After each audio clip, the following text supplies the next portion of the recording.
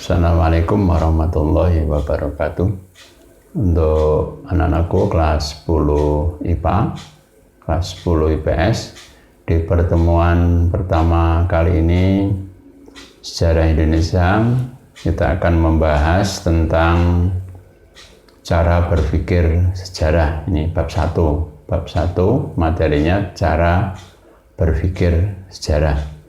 Sebelum kita membahas lebih jauh apa manfaat dari sejarah, terlebih dulu kita memahami tentang asal-usul dari kata sejarah. Jadi secara etimologi, sejarah bisa diambil dari bahasa Arab, bahasa Inggris, yang dari bahasa Arab kata sejarah yaitu dari kata sajarotun yang bermakna pohon. Jadi bentuk pohon ini kemudian dihubungkan dengan skema atau silsilah keluarga raja dari dinasti tertentu. Anak-anak bisa memahami sajarotun atau pohon itu kalau dibalik akarnya di atas, cabang, ranting, daun itu di bawah, dibalik, maka di situ akan menggambarkan tentang skema atau silsilah dari keturunan-keturunan keluarga raja. Jadi yang bagian pohon, bagian batangnya itu di atas itu menggambarkan satu keturunan raja, terus ke bawah ada cabang, ada ranting, ada anak ranting, ada daun, itu menggambarkan keturunan dari raja tersebut. Maka dari situ kata sajarotun terus diambil dalam bahasa Melayu menjadi kata sejarah. Terus kalau dari bahasa Inggris itu ada history. Di history atau yang memiliki arti kejadian masa lampau yang memang benar-benar terjadi. Itu sejarah. Kalau dalam kamus bahasa Indonesia, kata sejarah ini memiliki arti satu, asal-usul, keturunan, atau kita kenal dengan silsilah. Yang kedua, kejadian atau peristiwa yang benar-benar terjadi pada masa lampau. Jadi kejadian atau peristiwa yang benar-benar terjadi pada masa lampau. Terus yang ketiga, pengetahuan atau uraian tentang kejadian peristiwa yang benar-benar terjadi pada masa lampau. Jadi sejarah itu ada pengetahuan.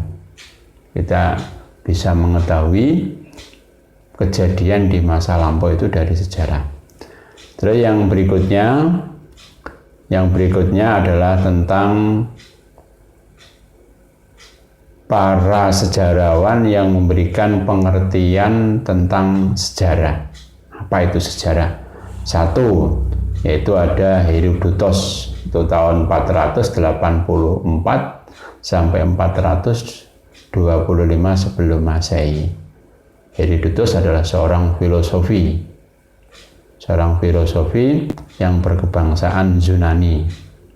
Herodotos memberikan pengertian bahwa sejarah itu tidak bergerak ke depan, itu tidak, melainkan sejarah itu bergerak melingkar dengan tujuan yang tidak pasti.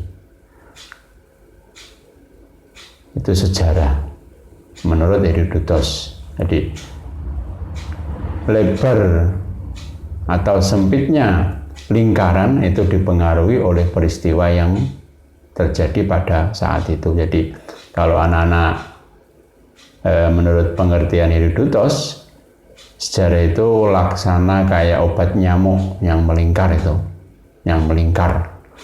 Jadi itu ada lebar kecilnya, garis satu dengan garis yang lain itu dipengaruhi oleh peristiwa yang terjadi pada saat itu. Terus ada Ibnu Khaldun,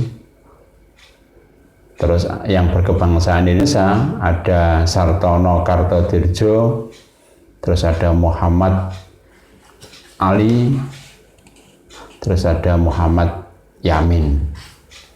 Ini para filosofi atau para sejarawan yang memberikan pengertian tentang sejarah. Terus yang B, yang pembahasan kita adalah konsep manusia, ruang, dan waktu dalam sejarah.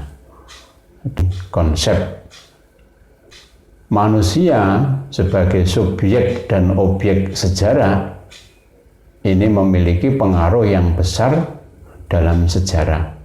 Karena manusia sebagai pelaku dari sejarah, karena manusia sebagai pencipta dari sejarah, maka keberadaan manusia itu sangat penting dalam sejarah.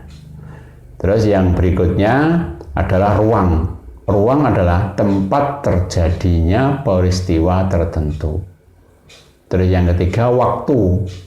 Jadi waktu itu memberikan makna yang sangat penting dalam peristiwa tersebut.